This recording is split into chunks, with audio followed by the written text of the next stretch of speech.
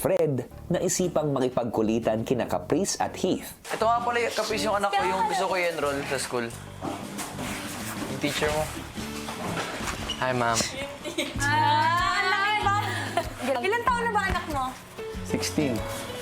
Ikaw, ma'am. Ilan taon ka na, ma'am? Pero kinder po yung tinuturuan ko. Shake your hand. Shake your hand. Shake hands lang. Ay, ano? Mahihain si ma'am. Confession room ko na nga. Ilang saglit pa, si Carmel naman ang nakipagkulitan kina Caprice at Heath. Anong naramdaman mo nung nagsumayaw kayo ni Caprice?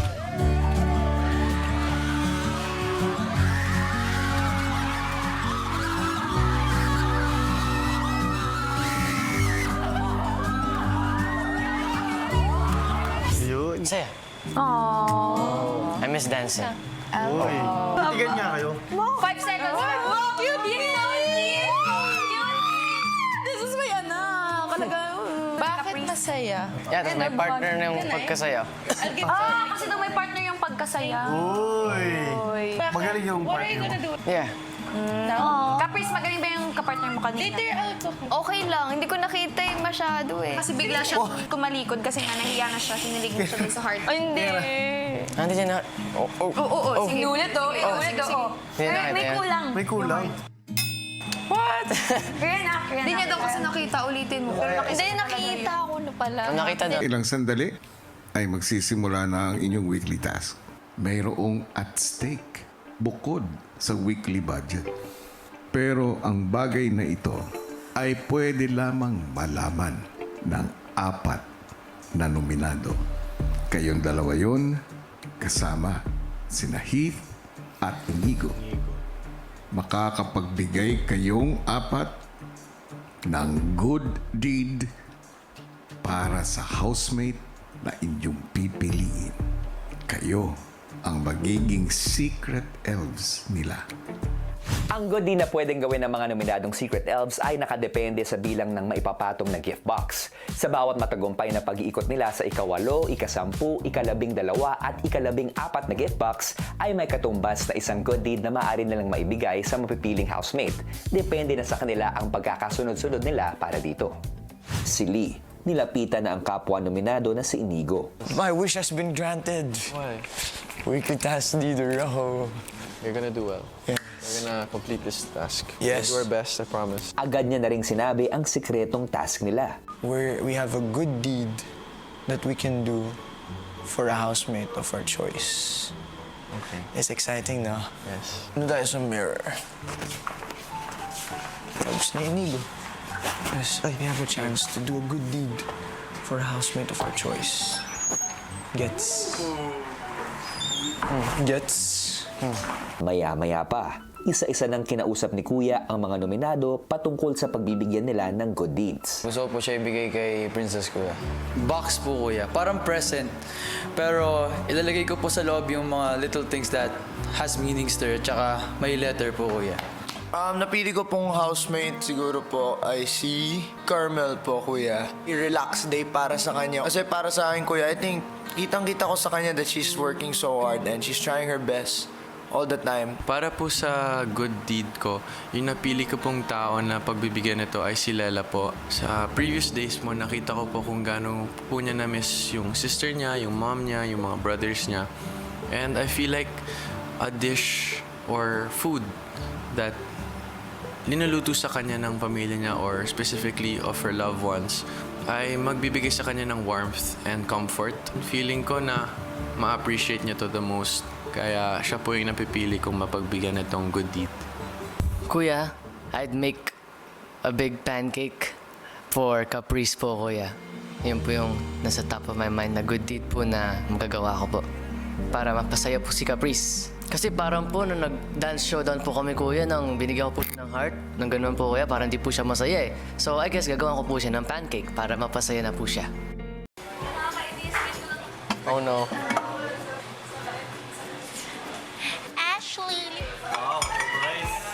Hindi po, kuya, ako sanay gumawa po ng pancake. Yung pancake na ginagawa ko po, sunog-sunog. Bihira lang po ako makagawa ng magandang pancake. So, pag nagawa ko po yun ng maayos, that means it's gonna be a really special pancake for a special person po, kuya. Butter ulit.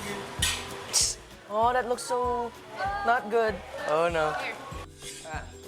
Pancake for Caprice, take 2.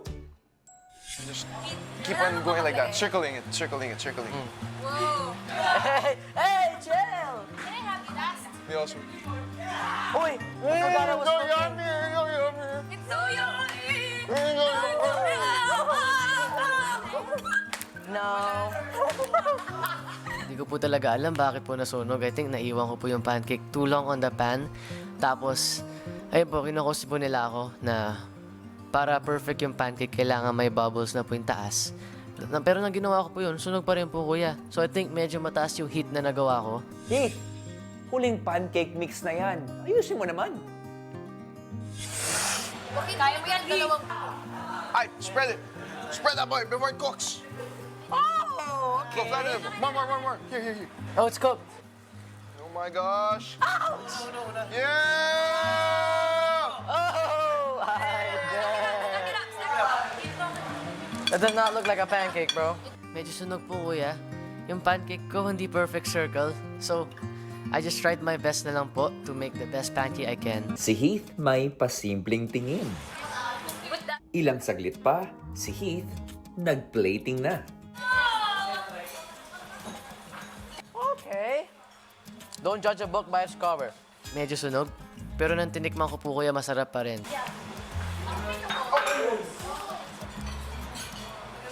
Is that tough? Good luck, Heath! Ito na ang update sa nagaganap na botohan as of 5 p.m. Nang sa wakas ay matapos na siya sa paggawa ng pancake, mukhang ang sarili naman ang hinanda ng kabadong si Heath.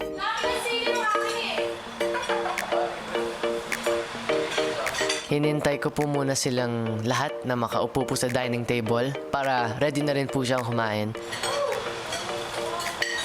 Let's go!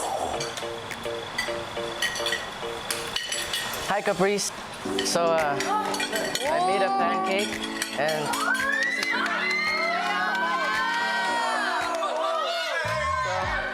this pancake na ginawa ko, this for you. Kasi napansin ko, nung nagda-dance show lang tayo, parang hindi ka masaya. So, I made a pancake just for you. And I hope you enjoy it. Merry Christmas.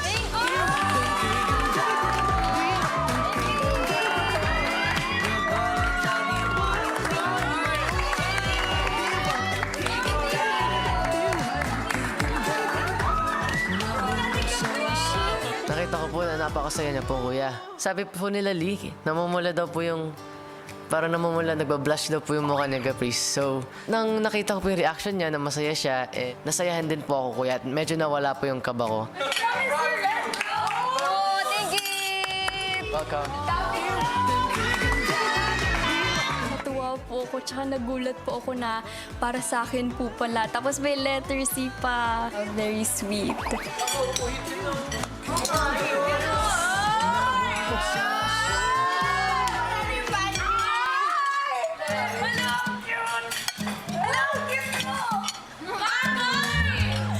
I just sat next to her po, kuya, and naghati po kami sa pancake. Don't you think you can finish it?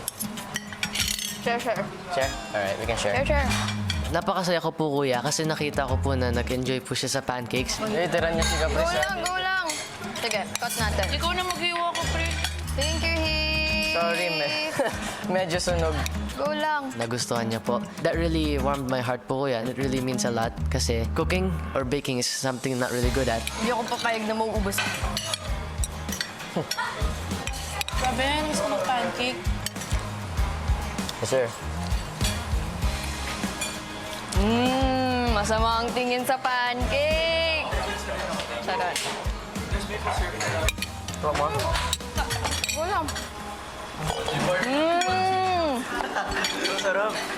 Sweet tooth po ko, kuya. Kaya sobrang sayo ko po dun sa pancake, kuya. Tapos po may chocolate chip. Where the syrup go?